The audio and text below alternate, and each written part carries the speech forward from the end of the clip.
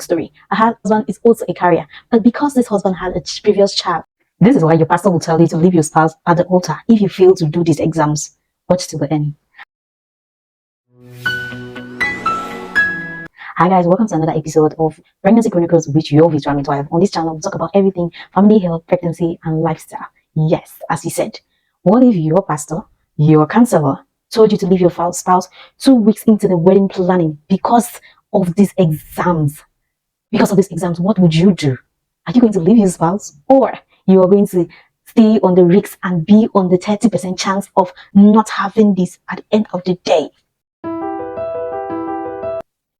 So hey, if you're planning on getting pregnant, or if you're planning on getting married this January, or you just want to have a baby, there's some key exams yourself and your partner need to look out for to ensure that when you give birth to your baby, you do not put this baby at the risk of a sickle cell disease.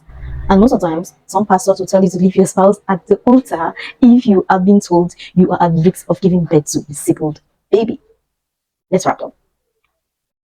A baby can have a sickle cell disease if a carrier who is an AS could be the mother, or the father who is a carrier who is an AS come together. When an AS and an AS come together, there is a high probability they'll give birth to an SS. An SS is a child with a sickle cell disease, that is a sickler. If a woman who is an AS comes to the man who is an AA, they are just fine. The highest they could do is they could give birth to other babies who are carriers, who are AS and all that, but they won't give birth to a sickle cell baby. But when an SS who is a sickler comes with another SS who is a sickler, they will definitely give birth to sickle cell babies altogether. That is, if you are sickle cell and your husband is sickle cell, your pastor will tell you to leave the altar at that moment and change the spouse. Because these are key exams you need to do. We call them they call the test electrophoresis. So if you're planning on getting pregnant, if you're planning on relocating with your spouse, or you're planning to take your sexual routine much more seriously with your spouse, you need to go and do your genotyping test to be sure if you are a carrier, or if you're sickle cell, you definitely know if you are carriers, because most of the times what happens is you're a carrier, you do not know you're a carrier, you wouldn't know you're a carrier, you have no complaints and all that, and your spouse is also a carrier who is just fine. And quick story, I had a client who came in for delivery from another facility. This client was a carrier who met the husband, who the husband is also a carrier, but because this husband had a previous child and this child was just fine, so they assumed they are all fine and there's no need to go and test for the sickle cell disease if they are carriers or not, because they assume as their husband to be already has a child who is just fine, they're definitely not even close to that. But what happened was the husband who is a carrier, in fact the first girlfriend was never a carrier, so a carrier meeting with someone who is not a carrier will definitely give birth to a baby who is not sickle celled. Now this man comes and meets this other lady who is also a carrier.